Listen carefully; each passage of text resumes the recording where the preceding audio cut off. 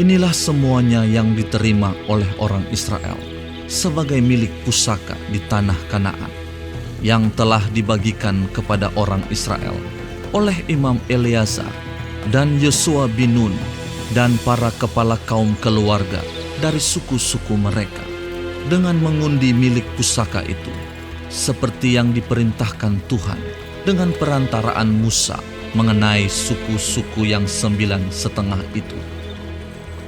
Sebab kepada suku-suku yang 2,5 lagi telah diberikan Musa milik pusaka di seberang sungai Yordan. Tetapi kepada orang Lewi tidak diberikannya milik pusaka di tengah-tengah mereka.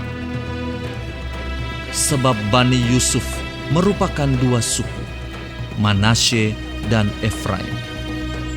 Maka kepada orang Lewi tidak diberikan bagiannya di negeri itu, selain dari kota-kota untuk didiami, dengan tanah penggembalaannya untuk ternak dan hewan mereka. Seperti yang diperintahkan Tuhan kepada Musa, demikianlah diperbuat oleh orang Israel, dan dibagi-bagi merekalah negeri itu. Bani Yehuda datang menghadap Yosua di Gilgal.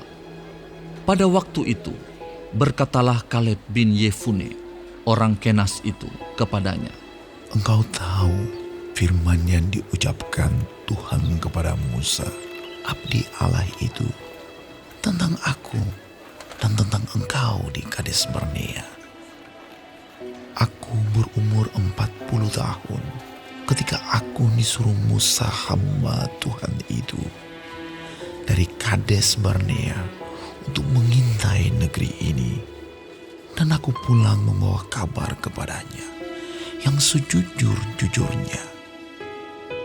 Sedang saudara-saudaraku yang bersama-sama pergi ke sana dengan aku membuat tawar hati bangsa itu.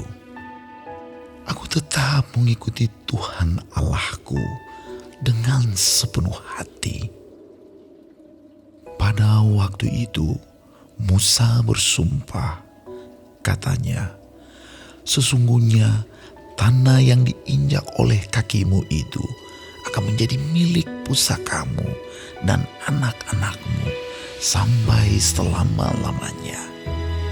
Sebab engkau tetap mengikuti Tuhan Allahku dengan sepenuh hati. Jadi sekarang, sesungguhnya Tuhan telah memelihara hidupku seperti yang dijanjikannya.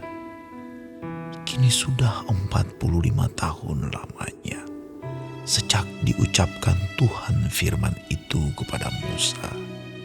Dan selama itu orang Israel mengembara di padang gurun. Jadi sekarang telah berumur 85 tahun aku hari ini.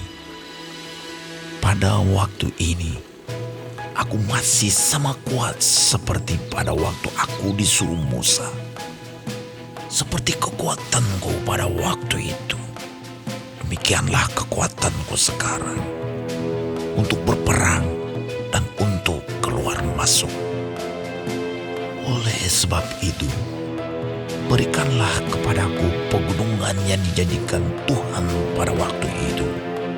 Sebab engkau sendiri mendengar pada waktu itu bahwa di sana ada orang enak dengan kota-kota yang besar dan berkubu. Mungkin Tuhan menyertai aku sehingga aku menghalau mereka seperti yang difirmankan Tuhan." Lalu Yosua memberkati Kaleb bin Yefune, dan diberikannyalah Hebron kepadanya menjadi milik pusakanya. Itulah sebabnya Hebron menjadi milik pusaka Kaleb bin Yefune, orang Kenas itu, sampai sekarang ini, karena ia tetap mengikuti Tuhan Allah Israel dengan sepenuh hati. Nama Hebron dahulu ialah Kiryat Arba. Arba ialah orang yang paling besar di antara orang Enak. Dan amanlah negeri itu berhenti berperang.